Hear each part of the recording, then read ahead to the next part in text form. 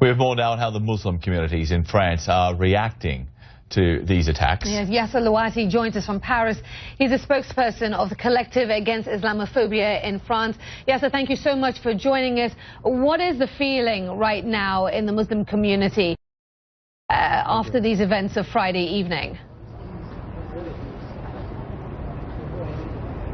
Look, right now the reaction just, we are still knocked out as French people. We still don't know who these people were. We barely know what they wanted.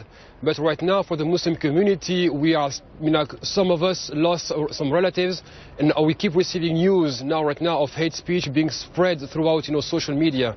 But regardless of that, we are still receiving a huge amount of solidarity from our fellow countrymen. So the Muslim community still belongs to this country and will do so for a very long time.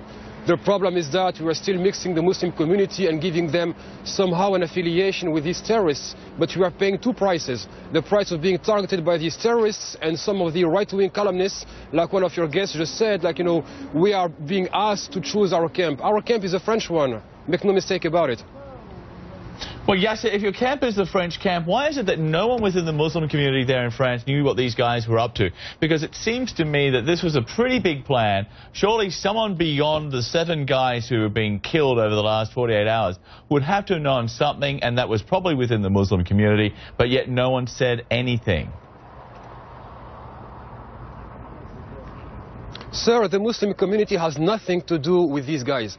Nothing. We cannot justify ourselves for the actions of someone who just claims to be Muslim. Our secret services knew about these guys, and again, just like during the January attacks, it turned out they were all on a blacklist somewhere, somehow on a desk. So right now we can't take responsibility for anything. Right now what these terrorists are blaming us for is belonging to the French nation. And Sure. Sorry to interrupt, yes, but what is the responsibility within the Muslim community to identify what is happening within their own ranks when it comes to people who are obviously training and preparing to carry out mass murder? No, sir. No.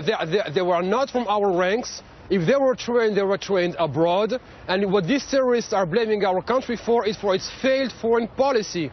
But of course they will use people who are falling in the trap of social insecurity and of course being cast aside from the rest of French society. So we cannot accept the idea that these people are from us. They are not. They are just the byproduct of our societies exporting their wars abroad and expecting no repercussion back home. But Yasser, let's talk about the bigger issue, the fact that France does have a large number of Muslims that have gone over to join ISIS and be part of their ranks. Why is that? Why is that? You may say that there's no responsibility for these attacks that took place on Friday, but there is that outstanding issue that we must come to terms with. Help us understand that.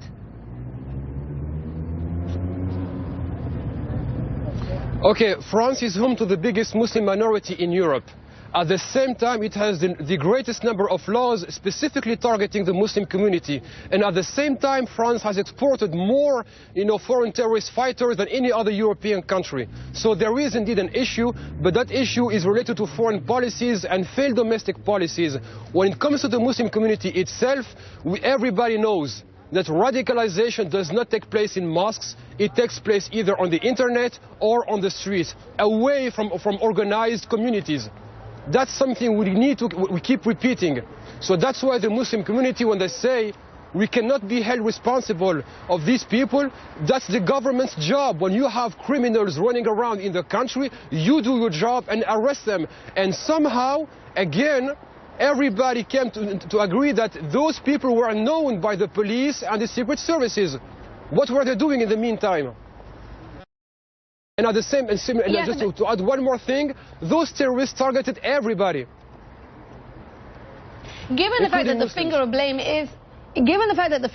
is pointed at the Muslim community, rightly or wrongly, does that not shift you into a situation where the Muslim community and the leaders should step up and take a greater role in looking at the young people and the roads that they're going down? You have to accept that responsibility to prevent the bigger backlash that comes your way when these things happen.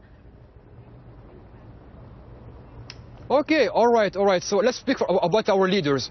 We have a whole generation of people who are trained in Islamic education, and they are put aside and replaced by imams coming from abroad who know nothing about what's going on in France. Absolutely nothing. So when these youth come to them with their questions about existence and their role in society, they don't have any answer. What they do is they go on the internet to seek answers with very simplistic narratives.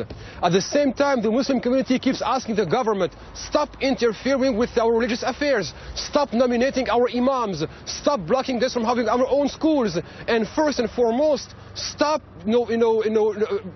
stalling on anti-discriminatory policies. I mean, like, the two places to live together in societies are schools and work. At the same time, in France, and every single report says it, our schools in France and our places of work are places of massive discrimination. What else can we do? Yes, so thank you for being with us. This is a very complicated issue, and unfortunately we didn't really have enough time to get into it. But Yasser Louati there, spokesman for the Collective Against Islamophobia in France.